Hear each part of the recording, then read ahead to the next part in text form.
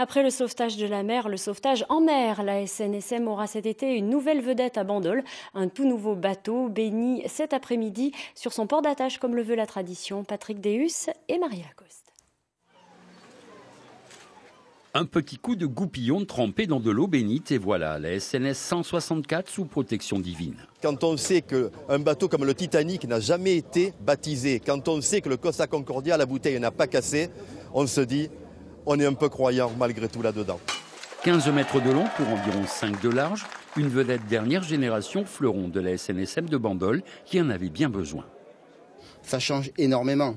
Et d'une, pour l'ergonomie, pour le personnel qui va monter à bord quand nous allons partir vers des missions qui durent une dizaine d'heures, ça change énormément.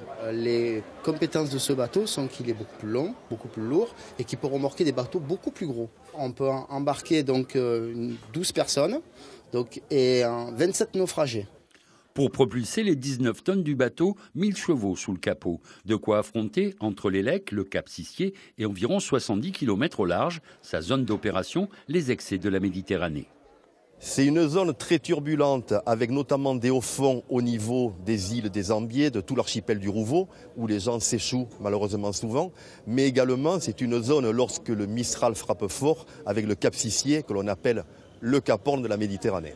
3200, c'est le nombre de naufrages auxquels ont répondu les sauveteurs de Bandol en 37 ans d'existence. J'ai deux préoccupations.